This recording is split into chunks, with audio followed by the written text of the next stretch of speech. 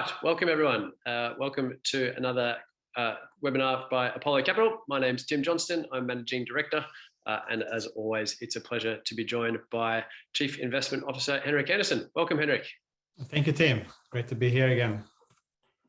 Indeed. It's great to have another webinar, another catch up after 3 months or so, where we'll talk about crypto markets, talk about what's going on, what to look out for over the next 3 months and beyond. It's been a fascinating 3 months, so I'm sure there'll be a lot of attendees today looking for an update. If people are new to Apollo Capital, we are crypto asset fund managers. We've been going since about 2018. We manage 3 funds. The Apollo Capital Fund is our flagship fund. That's a multi-strategy fund offering investors exposure in Bitcoin, Ethereum, DeFi assets, and also exposure to our sub-funds, the Apollo Capital Frontier Fund, which has a keen focus on new projects within the crypto space. So it's a little bit more VC-like, alternative layer ones, and some of the deal flow that we get access to. And the other fund that we also have is the Apollo Capital Opportunities Fund, which is a market neutral fund offering investors exposure to incremental yields through niche trading strategies in crypto markets. Purpose of today is to hear an update from Henrik. We're a little bit biased, but we think Henrik is a leading authority on all things crypto, drawing on his experience from traditional financial services. He spent a decade on Wall Street, and he's been following crypto personally since 2013. And as I mentioned, we launched Apollo Capital in 2018. So a wonderful opportunity to hear from Henrik and also ask him questions directly. So we like to see the questions coming through. We've already got a few coming through, which is great. Also recommend asking the questions as we go along. Often we get the questions towards the end and sometimes we run out of time. So if you have them, fire them through, either through, I think there's the chat function or the Q&A function. If you're in Melbourne, miserable Melbourne, a bit miserable today, like us, or if you're in other parts of Australia, welcome. Also, I think it was throughout this quarter, I worked out that we've got investors from 21 countries around the world. So if you are from other parts of this big wide world of ours, welcome, and we hope you enjoy the webinar. Lastly, the obligatory disclaimer today is not financial advice. We're having a chat about crypto markets. And so if you are interested in the funds or crypto assets, please do your research, seek your advice. And our funds are only open for wholesale investors in Australia and accredited investors around the world. Let's make a start. Henrik, what's been going on in crypto markets? Yeah, super eventful quarter, not just in the crypto markets, but in general markets as well. So obviously we have seen a lot of pressure on asset prices. So I think that's important to keep in mind. S&P 500, one of the major equity indices out there, is down 20% year to date. The bond market, if you look at something like the Bloomberg aggregate bond index, has the worst start ever since that index started, and the same goes for the equity markets. It's the worst start in 20 years.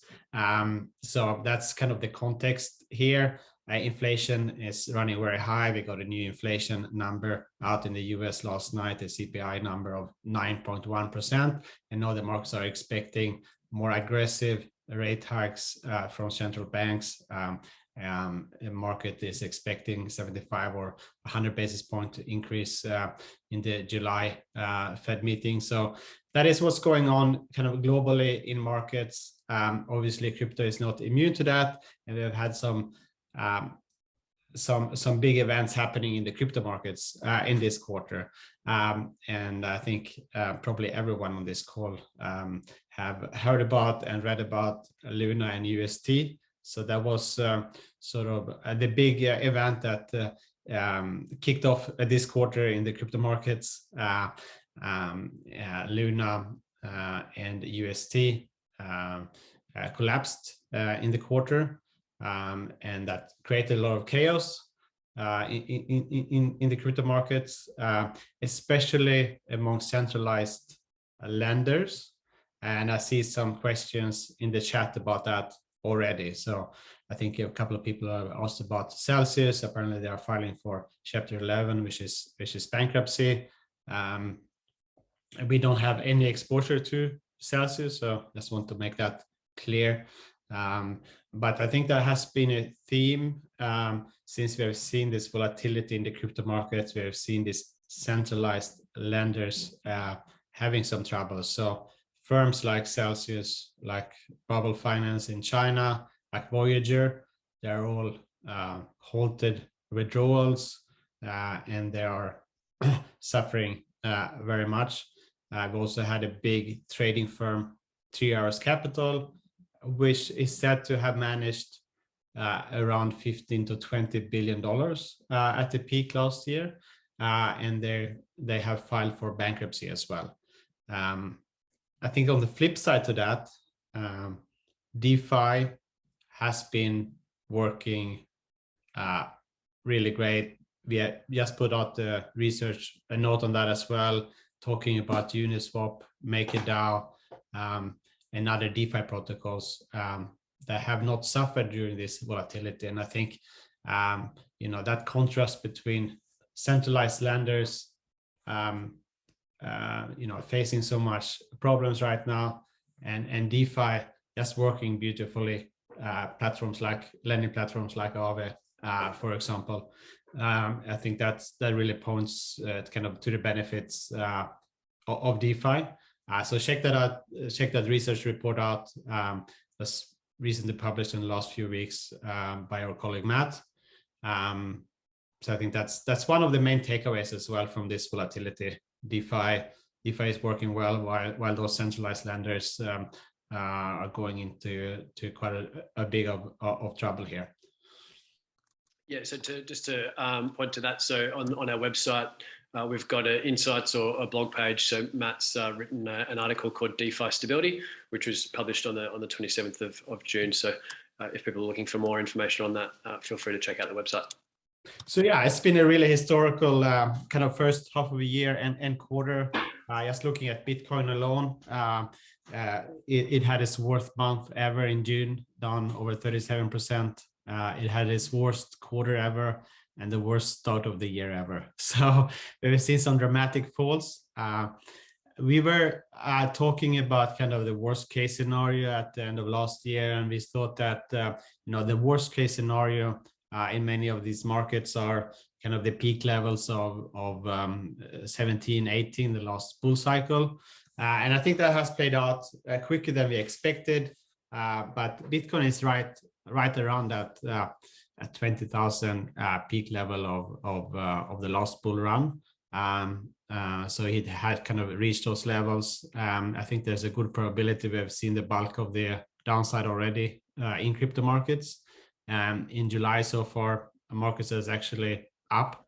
And that correlation to traditional markets maybe have decreased a lot. That's something that we have been following quite closely. I think, Tim, you've written a few articles on that topic in the past.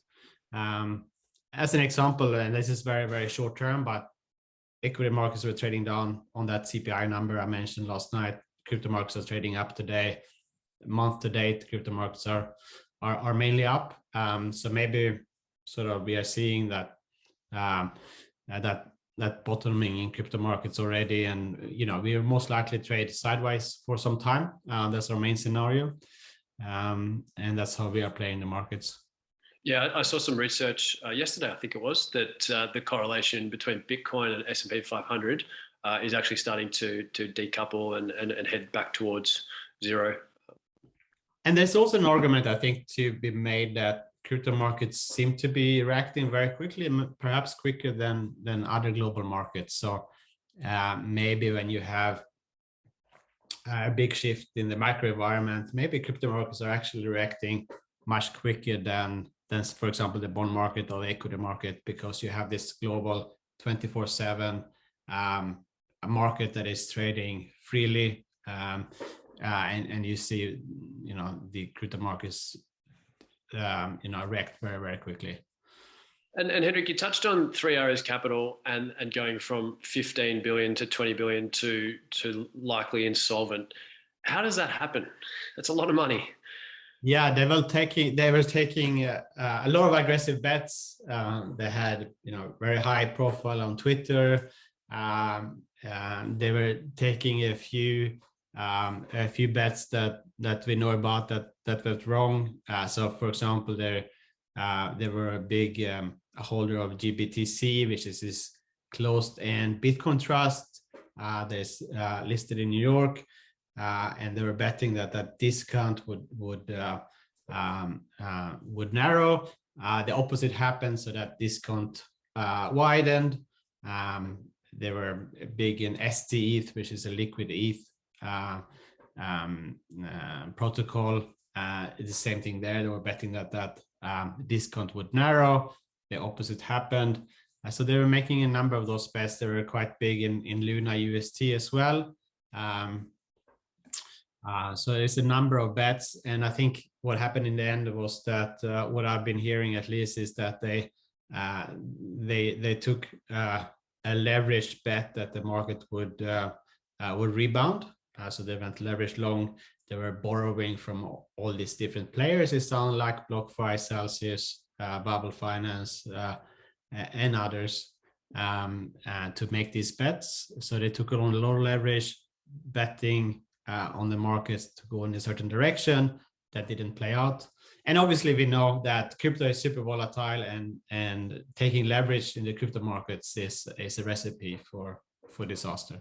And it seems like, one thing we've talked a lot about is this retail driven of crypto markets, and that's how it started. It was cypherpunks back in 2010, and then it was retail participants, and it has become more institutionalized over the years. But with this amount of leverage and these just precipitous falls in prices, it seems like it's still a predominantly retail driven market. Yeah. That's I think partly true. Another issue with 3 Arrows Capital is that they borrowed from a number of different players, and I think there was a lack of transparency. Sort of lenders didn't know that they were borrowing from XYZ as well. And again, in DeFi you have that full transparency, and you don't have the same kind of issues. I think the shakeout from all of this is that, a few strong players have emerged. FTX, Alameda, I think, is one of them. They have been buying and distressed assets in this market. I think Binance could be another one of these players that are coming out stronger. Are there more shoes to drop, so to speak? Perhaps not. I think we've seen a lot of those issues been playing out already. So there might not be that many more shoes to drop, so to speak. Yeah. And Chris Fellis, hi Chris, makes a good point. It's the same story as long-term capital management back in the late 90s, lending to banks lending to one hedge fund, and I guess that over exuberance that takes over all different types of markets from time to time. Peter's knock has a question whether we have any exposure to Celsius or any unmanaged exposure to them. No, and I think I made that point initially, so we don't have any exposure to Celsius or others. And all these centralized lenders, they are looking for bailouts from FTX, Alameda to come in and buy them up. There was a rumor of BlockFi doing a deal with FTX as well, and I think they made into some kind of an agreement. But in DeFi, there's no bailouts. Like MakerDAO just works, Aave just works, Uniswap just works. There's no bailouts needed, despite all the billions that have been lost in between Luna and 3 Arrows and others. Yeah. And on the topic of leverage, do we use leverage in our funds? No, we don't use leverage. Again, I think it's very volatile, and we normally don't use leverage. Yeah, sure. And also looking at some of the research that we've done throughout the quarter, we released an update on developer activity report written by David. It's clear from that Ethereum is still by a large margin the larger, or has the largest developer activity. So any thoughts on that, Henrik? And also I think that's a good segue into the Ethereum Merge, which is coming up. Yeah, absolutely. Ethereum has the biggest developer community. And I think what we have seen in the last 12 months or so is that is a real competitive advantage for Ethereum. But not just for Ethereum. So other chains are using the same type of technology. We call them EVM compatible. And they have all done relatively well, I would say. So chains like Avalanche and Polygon, they are compatible with Ethereum. So they can leverage all those engineers that have been developing and release smart contracts on Ethereum. So that's a real competitive advantage, I think, for not just Ethereum, but those other chains that are compatible with Ethereum. So in our funds, we are long other EVM chains as well, not just Ethereum. And you mentioned what's coming up in Ethereum as well, the merge. So that's super exciting. That's sort of a catalyst coming up on the near horizon. The biggest change in Ethereum's history. So Ethereum is moving from proof of work, with miners securing the network, to proof of stake, where individual users that stake ETH can validate the network, and they can earn yields, earn ETH transaction fees for doing so. And that is our best bet is happening in September of this year. So not that far away, very close in time. We don't think the market has priced this in. What it will mean in the short term is that the inflation will come down, and Ethereum could turn into a deflationary asset.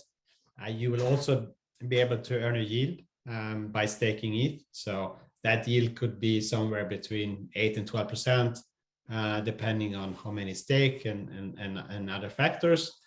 So you will have this global yield-bearing asset that might become deflationary. So that's kind of a very strong narrative that could build around ETH. And yeah, that's coming up. There have been 2 of Ethereum's testnet that has gone live already. And there's one testnet called Gurley that will implement proof of stake, and that will be the last one. And then the merge will happen. So that's something similar to a Bitcoin halving that I think a lot of people knows about, that happens every 4 years. But that's coming up in Ethereum, and we are convinced that it will happen this year, and it could happen quite soon. And we talked about this at our weekly team meeting, Henrik. How do markets price these developments within crypto markets? Yeah, we think that the crypto markets remain relatively inefficient.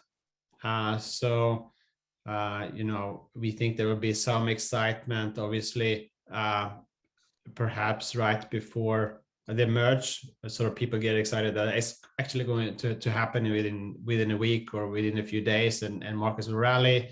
It probably will sell off sell on the news that usually happens, and then you will have that decrease in inflation, which will be fundamentally bullish for ETH. So that will play out over the coming months after the merge, and you will see, we believe, bullish price action when at that time when that plays out. So we are positioning ourselves for that. We are increasing our exposure to ETH, to ETH. We are investing in a protocol like Swell that I think we'll come back to as well, with more research around that. But that's a protocol that will enable liquid staking of ETH, and we think that will be one of the major players in that business. That's a protocol that Apollo invested in the seed round of. So we're very excited about that. On the flip side, and I think worth mentioning as well, in the short term, we are more bullish on ETH versus Bitcoin, BTC.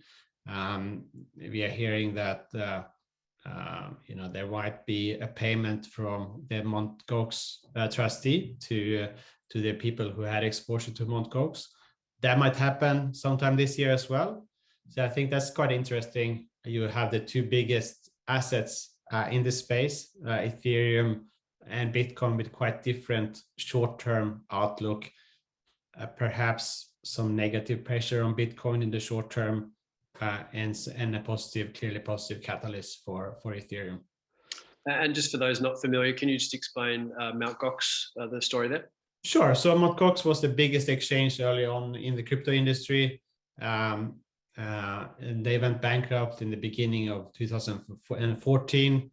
They lost something like 700 million at the time through theft at the exchange. And people who had money on the exchange, who had crypto on the exchange, Bitcoin, have not seen that money. There have been a very long legal process proceedings in Japan, where Mt. Gox was based. That is finally coming to some kind of conclusion, and those creditors are looking to receive Bitcoin. So we don't know the timing of that, but it could be as early as in the next few months. So this is could be around 140,000 Bitcoin that will be unlocked, so to speak, from Mt. Gox. So that's $3 billion, something around that number. That might not have a hugely significant impact on the market. Some of those investors will keep Bitcoin. Some of them might choose to sell. Worth noting is that the foundation behind Luna and UST did sell a lot of Bitcoin in that event that happened in May to try to shore up demand for UST. I believe they sold something like 50,000 BTC on the market. That did not have a significant impact on the market. So, if half of the receivers of BTC in the Mt. Gox from the Mt. Gox trustees sell the Bitcoin, that would be 70,000 BTC. So, it might not have a very significant effect on the market, but prices are priced on the margin. There will be another marginal sort of seller in the market, so could mean some negative pressure for sure. Excellent, thanks, Henrik. We have lots of questions coming through, so thank you to the audience. On the Luna, which we touched on, Luna has launched a new token. So I think the old Luna is now called LUNC, Luna Classic, and the new Luna is Luna, LUNA. Do we see any value coming back to new Luna? Yeah, I think in the old Luna ecosystem, one of the main attractions was UST, this decentralized stablecoin, algorithmic stablecoin, and why was that attractive? Because they were offering this high yield on UST that wasn't sustainable. That was a 20% yield. That was one of the main attractions to that ecosystem. So I think they will struggle to build momentum around the new Luna. Obviously, they will try very hard, but it's a bit too early to say. I'm not betting on that they will be able to build that momentum around the new Luna. And has the collapse of Luna led and UST led to a re-evaluation of the sustainability of yield available from our trading strategies within crypto? I think UST was a special case in that sense. It was also an algorithmic stablecoin, which was more risky than other stablecoins. So you have, other type of stablecoins. We recently put out a research article on that as well. So check our insights on our website for an article on different type of stablecoins. There are over-collateralized stablecoins out there, and I think they will most likely gain more significance. So DAI is the biggest one of them. Aave is proposing to release one as well. I think it's likely that we will see more regulation when it comes to centralized stablecoins. That might be a catalyst for decentralized stablecoin and over-collateralized stablecoins. So I think they, might do very well. stablecoin market is a $150 billion market today. It's risen a lot in value and in importance. The yield in UST was not sustainable. We didn't expect the peg to break, but we knew that yield wasn't sustainable because it was very artificial in nature. So I think I would be careful not to draw kind of a conclusion to other yield out there that is generating from other sources. But having said that, we know that the yield in DeFi is correlated with market sentiment and price levels. So the yield has, decreased significantly over the last 6 months. Excellent. We have a few questions on how we manage the portfolios and the trading philosophy. So, question here from Matt: can you give an overview on your trading philosophy? Do you take profits on the way up and try to accumulate cash to buy dips, or are we just long the whole time? No, that's definitely the case that we do that. We've had a large cash position during the first 6 months of the year. I think our main flagship fund is down around same level as Bitcoin during this kind of heavy sell-off in the market, which is fairly good for a diversified portfolio because a lot of the other assets are down a lot more. Ethereum, for example, is down 71% over the first half of this year. I think the average DeFi token is down 75%. And that's thanks to our big cash position. And now we are deploying that some of that cash, buying the dips in the market. The other day, BTC was trading below 20K, and days like that, we are taking the opportunity to increase positions in assets we are bullish on. Blue chip DeFi assets, as an example. Ethereum, I mentioned, we are positive on the catalyst coming up. We're also active investing in new projects. Still in June, we made 3 such investments in different protocols across the NFT space and the DeFi space. So we are actively looking for new deals in this market and buying the dips. Excellent. James, I hope that answers your first question as well. And the new investment is a great segue, I believe, into another question from Glenn. Does the fund have exposure to decentralized trading platforms?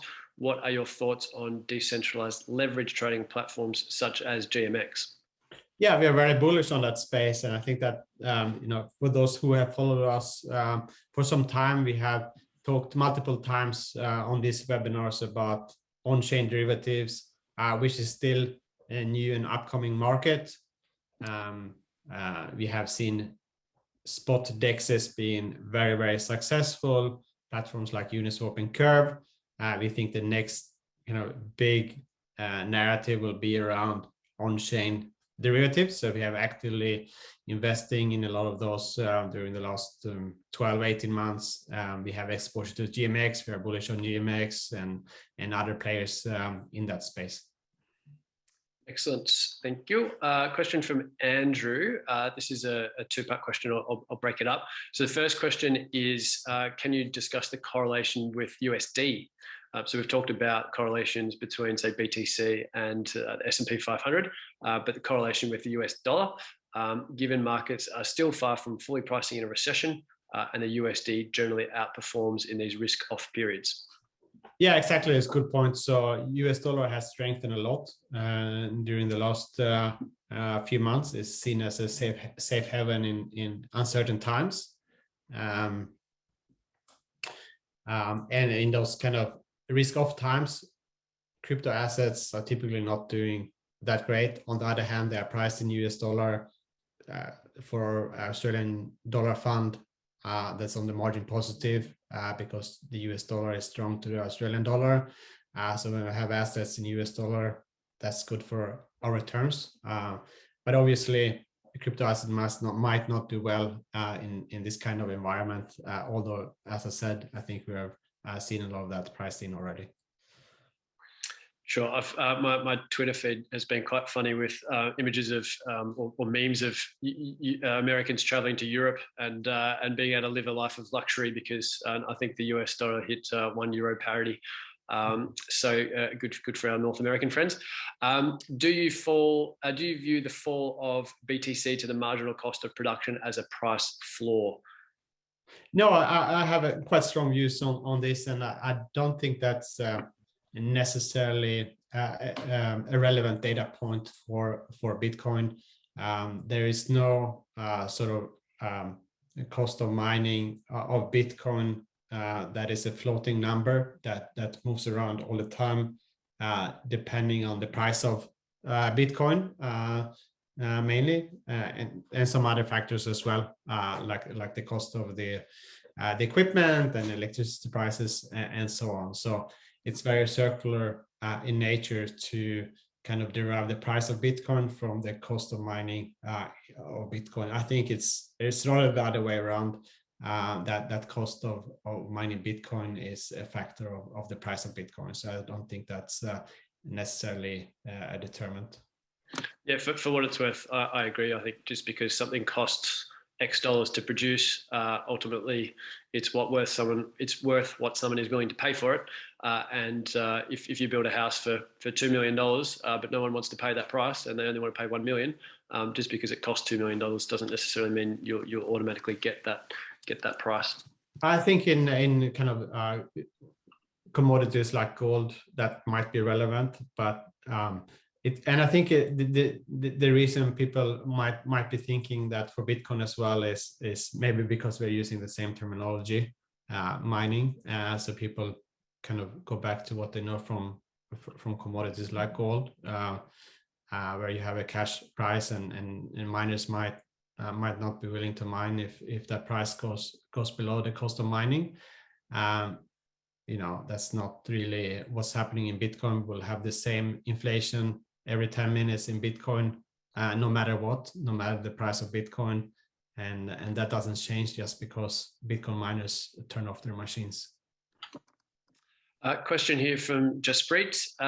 Noting that ETH proof of stake has been delayed multiple times, how do you see Ethereum handling competition from faster and cheaper competitors such as Solana in the long run?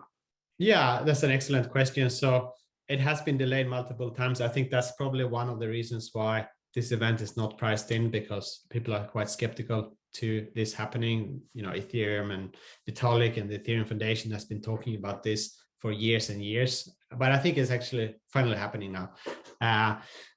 So I think that's one of the reasons. I think Ethereum has this very long-term roadmap. They're very careful. They're in doing this the right way, but I think they actually have the right kind of scaling in mind with the L2 roadmap, these roll-ups that will enable scaling. Ethereum will not really, the mainnet will not really be used so much for end users. End users will go to the roll-ups. So that's the roll-up centric scaling solution for Ethereum, and those transactions will be verified on the mainnet. So the mainnet will mainly be used for verifying roll-up transactions. I think this is the right way to scale, personally. Solana might be faster and cheaper right now, but they have this kind of very different scaling solution with a kind of a monolithic L1 and try to scale that, which is, I think, very hard long term. So they might have a short term advantage, but I think the long term sort of architecture will look more like what Ethereum is building. Having said that, we have exposure to Solana and other L1s as well, so it's not like we are Ethereum maximalists. We are really pragmatic when it comes to our investment decisions in this space. Yeah, I was just about to touch on that. I think we've got exposure to maybe half a dozen different Ethereum competitors. So obviously different weights within the portfolio, but we don't necessarily believe in a winner takes all. That's right. I think I urge everyone that is interested in what we do and are thinking to have a look at our updated investment thesis as well. And I think one of the core kind of updates in that that document that we made is that inclusion of this multi-chain future and really investing into that future. And we have been actively doing that, investing in bridges and those kind of technologies that will support that future. Excellent. We've got an allowance for 10 minutes more. We've got one more question to be answered, but if there are any other questions out there, now would be a great time to ask them. So another question from James: how would you rate the duration risk of the portfolio? Are most of the investments non-income generating and capital intensive that may not perform well if bond rates continue to increase? Yeah, sure. I think most assets in the portfolio are generating some kind of yield this day. It's not the case for Bitcoin, but outside Bitcoin, we have Ethereum, which will very soon be a yield-bearing asset.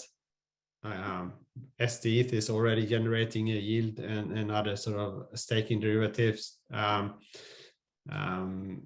then the DeFi asset side, you have many of the assets, generating a yield. I think we'll probably write more on that as well, but these are protocols that are generating an income. In some cases it still doesn't go to token holders, but Uniswap as an example, they are generating something like $700 million in revenues on an annual basis. They haven't turned off that fee feature for token holders yet, but I'm sure they will do that sometime in the future. While other DeFi protocols, they have that income being generated to token holders. I think SNX is a typical example of that. That's an on-chain derivatives platform that is generating really good yield for stakers. And across our platform, across our investments, we are making sure that we are generating the yield in a safely way on all the assets we hold. So you do have a yield there. I wouldn't say that the crypto markets in general are kind of yield generating. Is more kind of capital investments where we think there is a big upside. But you have that kind of support as well in a bear market like this. Some of the assets, especially in the DeFi space, is, if you compare it to the equity market, is trading at a very low PE multiple, and that the earnings comes from some kind of income to the protocol. And speaking of staking, where and how do we stake the fund's assets? Yeah. In DeFi, we are natively staking assets. In other cases, we are staking to our custodians like Coinbase Custody as well. Yep. So I think Coinbase Custody allows staking of some assets. I think they've been pretty reasonable in the way they've rolled out support for staking of assets, and I think they take a small cut, don't they, if we stake assets through them? Is that right? Yeah, they might not necessarily take a cut, but they're working with third parties as well. That in some cases most cases have a fee. So that's right. Sure. And I think we'll make this the last one, a conceptual one, which we try. Well, sort of conceptual one, which I quite like. So let's zoom out a 5-year time horizon. How do we see the battle for the top between Bitcoin and Ethereum playing out in terms of, I guess, price, usage, and returns? Yeah, so I think there are a lot of obviously different thoughts on that, and some people are saying if BTC loses its first spot, then sort of the narrative around Bitcoin is dead and it will never recover. I don't think that's right. I think Bitcoin is something very different to the other assets in the system. So I don't share that view. I think Bitcoin could be surpassed by another asset, but I don't think that's necessarily super bearish for Bitcoin, because I believe, and our fund thesis is that Bitcoin is this potential store of value, this potential digital gold. And in that sense, it's not really competing necessarily with other assets. I think that's the only asset that is trying to be that, and I think that's the best one being that. And I think that's a big market, and I think that's a big upside for BTC. But that doesn't mean that other assets can't be even bigger than that. Maybe the whole NFT and DeFi space is a bigger market than the store of value market, and that can be even bigger. I think we believe more and more is we are becoming more digital in our lives. We are moving into this metaverse where NFTs will be the digital assets we own. We have only seen the beginning of DeFi. We have only seen the beginning of this cross-chain, multi-chain world. And as that grows, it could become even bigger than Bitcoin long term. Currently, a lot of that is being built on Ethereum, but I think we will have multiple chains. We will have a lot of different L2s being successful as well going forward. And I think to add to that, it's probably a thinly veiled plug, but to some extent, it doesn't really matter. We're invested in both. We've got healthy positions in both, and even if there's another asset out there that we don't yet know about, hopefully we'll catch that as that sort of rides to the top. So I think whether it's through investing in a fund like ours or alternative means, I think what we both believe pretty strongly is a portfolio approach to crypto assets makes a lot of sense, so that we can gain access to the tomorrow's winners. Portfolio approach, and I guess I should mention active management, so that you're staying on top of market developments. Okay. Thank you, Henrik. We'll just continue to complement each other. But no, it's great to catch up. Thank you again for the audience for attending today. Thank you, Henrik, for your time and insights. Even though I spend a lot of time with you, I continue to learn something. I think each time we talk about markets. Again, thanks everyone for coming. Hopefully, this webinar is one example of a way that we like to demonstrate our transparent approach. We understand that crypto assets and markets are a little bit different. They can be complex. They can be overwhelming. They certainly move very quickly. So if anyone has any follow-up questions or any content that they'd like us to cover, we're certainly very open to that, so that we can demystify and hopefully explain these concepts clearly, as well as how we manage portfolios. So again, thank you everyone. We look forward to catching up next time. Thank you.